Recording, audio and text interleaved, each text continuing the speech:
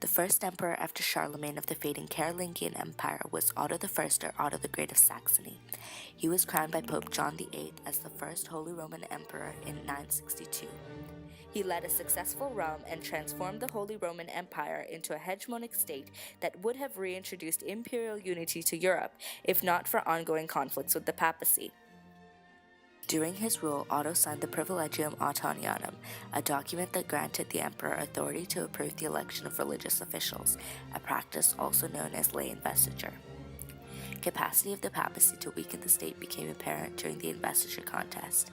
It was an effort by Pope Gregory VII to regain the power to select and ensure spiritual standards of the clergy.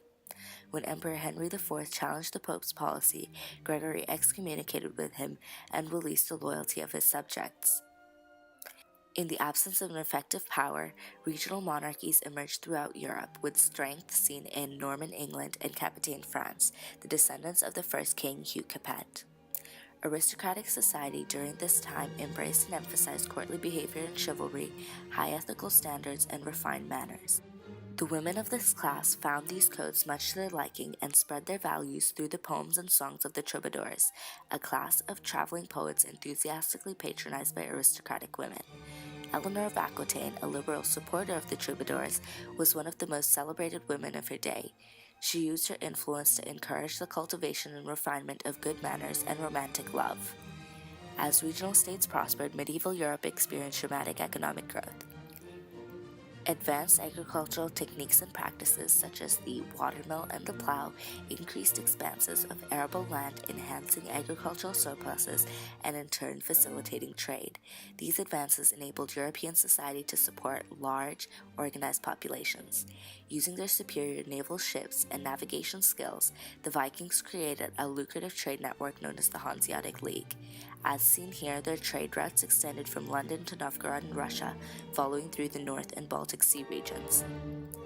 As medieval societies flourished, the boundaries of the Christian world came into conflict with Muslim territories in Al-Andalus and Israel.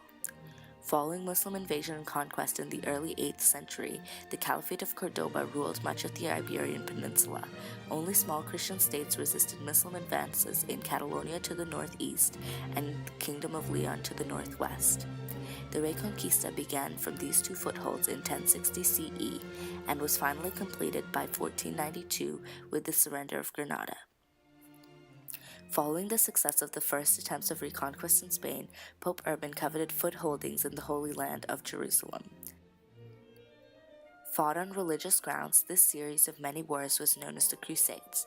The word crusade derives from the Latin crux, meaning the cross, which also refers to how warriors would take up a cross when they enlisted. Urban encouraged Christian knights to take up arms and seize the Holy Land, and as an incentive promised salvation for all those who fell during the campaign. This plea urged strong support from the European people, and soon thereafter in 1096, French and Norman nobles organized the First Crusade to Palestine. In 1097 and 1098, they captured the strategic towns of Edessa and Antioch.